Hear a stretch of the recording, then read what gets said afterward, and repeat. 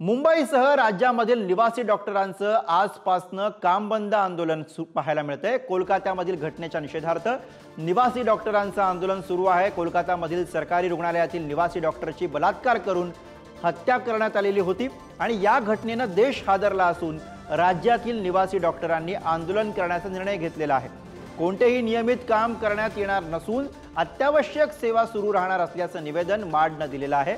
अशा घटना घडू नये यासाठी रुग्णालय परिसरामध्ये मोठ्या प्रमाणामध्ये सुरक्षा रक्षक सीसीटीव्ही असावेत अशी मागणी या निवासी डॉक्टरांकडून करण्यात आलेली आहे।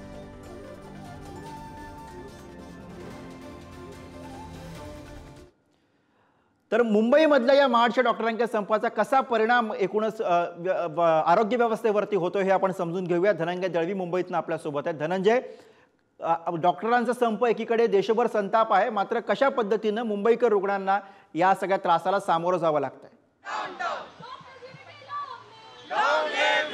गुरु, सध्या मी केईएम रुग्णालयाच्या परिसरात आहे आणि या ठिकाणी जे माड आहे त्यांच्याकडून आंदोलन जे आहे ते या ठिकाणी सुरू असलेलं आपल्याला पाहायला मिळतं। आपण जर पाहिलं जी कलकत्त्यामध्ये जी घटना घडली त्याचा निषेध जे आहे ते या ठिकाणी संपूर्ण माडचे जे डॉक्टर आहेत, निवासी डॉक्टर आहेत, त्यांच्याकडून या ठिकाणी नोंदवण्यात येताना आपल्याला पाहायला मिळतं आणि सगळे या ठिकाणी उपस्थित आहे। आज पालिकेची जेवढी जी रुग्णालय आहेत त्या ठिकाणी अशा प्रकारचं आंदोलन जे आहे, काम बंद आंदोलन जे आहे ते आजपासून सुरू झालेलं आहे। आपल्याबरोबर काही निवासी डॉक्टर आहेत, आपण थेट त्यांच्याशीच चर्चा करूया। काय सांगाल, आज तुम्ही पालिकेचे जेवढे रुग्णालय आहेत मुंबईमध्ये त्या ठिकाणी तुम्ही काम बंद आंदोलन करतायत, रुग्णसेवेवर कुठेतरी याचा परिणाम होऊ शकतो, या सगळ्या संदर्भात काय प्रतिक्रिया? बघा, रुग्णसेवकाला कधी त्रास हवा याचा हे आमचा कधीच हेतू नसतो। आम्हाला फक्त हे इन्सिडेंट असे घडले आहेत की आम्हाला रस्त्यावर येऊन हे प्रोटेस्ट करावं लागतं आहे।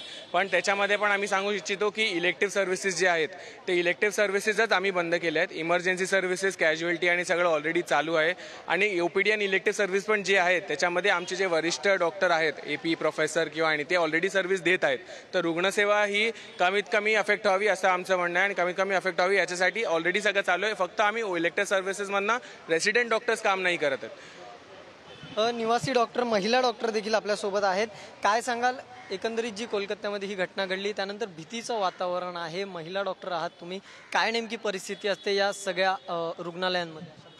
महिलांमध्ये भीतीचं वातावरण असणं हे आपल्या देशात काही नवीन गोष्ट नाही आहे, कारण जागोजागी आणि न्यूजमध्ये तुम्ही रोज अशा किती बातम्या वाचता की जिथे महिलांवर अत्याचार रोजच्या रोज होत आहे आणि आता तर डॉक्टरवर झालेला आहे। तर डॉक्टरवर इतका मोठा अत्याचार झाल्यानंतर मला नाही वाटत की महाराष्ट्रातच नाही पूर्ण देशभरातील फक्त डॉक्टर नाही, डॉक्टर सोडून बाकी सगळ्या लोकांनी रस्त्यावर उतरून या महिलेच्या सपोर्टसाठी यायला पाहिजे असं मी तुमच्या चॅनलच्या माध्यमातून सगळ्या देशाला आणि सगळ्या महाराष्ट्राला आवाहन करते की या महिलेसाठी, तिच्या आई वडिलांसाठी सगळ्यांनी बोलावं, रस्त्यावर यावं आणि ही न्यूज, ही गोष्ट इथेच न थांबता जोपर्यंत त्या महिलेला न्याय मिळत नाही तोपर्यंत आपण कुणीही शांत बसायला बरोबर आहे धनंजय। असा संताप आपल्याला देशभर बघायला मिळतोय, मात्र या संतापामुळे रुग्णांचे हाल होत आहेत, त्याच्याकडे लक्ष देणं गरजेचं आहे। धन्यवाद या सगळ्या सविस्तर माहितीसाठी, या प्रतिक्रिया पोहोचवण्यासाठी।